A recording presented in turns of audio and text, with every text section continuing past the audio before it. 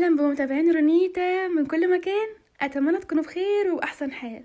زي ما اتعودنا دايما بنتكلم عن يوميات في حياة المصري القديم. فبصراحة النهاردة الموضوع اللي هنتكلم عنه هو مش من اختياري، من اختياركم انتوا. في حد طلب مني اتكلم عن عروسة النيل في مصر القديم.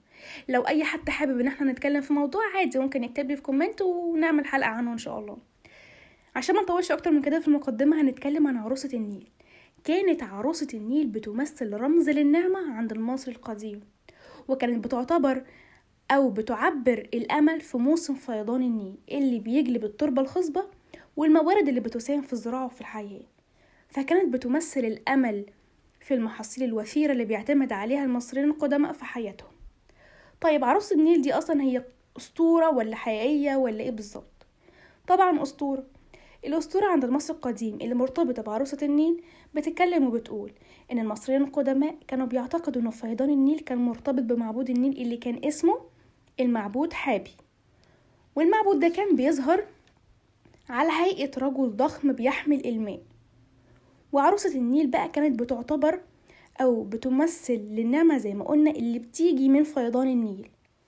فكان في موسم فيضان النيل بيتم عمل مهرجان اسمه مهرجان عروسة النيل، بحيث في المهرجان ده هيتم اختيار فتاة جميلة من بين بنات القرى والمدن الموجودة في ضفاف النيل. وكانت الفتاة اللي بيتم اختيارها دي كانت بتلبس وبتتزين وكأنها عروسة فعلا، وكانت بتحمل في موكب احتفالي وبتقدم كقربان للنهر، أو ما يسمى بأن هي كده بقت عروسة للنيل. وده طبعا بيساهم في ضمان فيضان قوي، وبالتالي هيكون في موسم زراعي جيد. ازاي يعني؟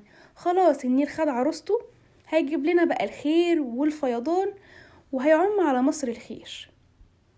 مع مرور الزمن اتحول مفهوم عروسة النيل من طقس ديني تقليدي لجزء من المعتقدات الثقافية والتاريخية.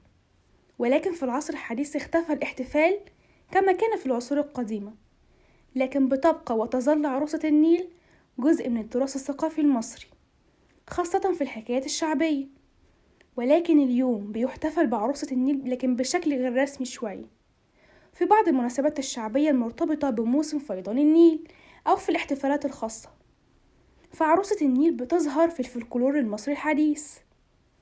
الخلاصة يعني إن عروسة النيل كانت رمز للخصب والوفرة في مصر القديمة، وكانت بتمثل العلاقة المقدسة بين المصريين القدماء وبين النهر اللي كان مصدر الحياة بالنسبة ليهم، وما زال مصدر الحياة بالنسبة لينا برضو.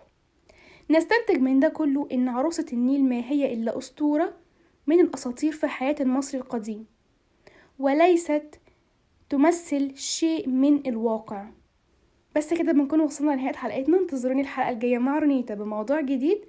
لو عجبك الفيديو ما تنساش تعمل لايك. سلام.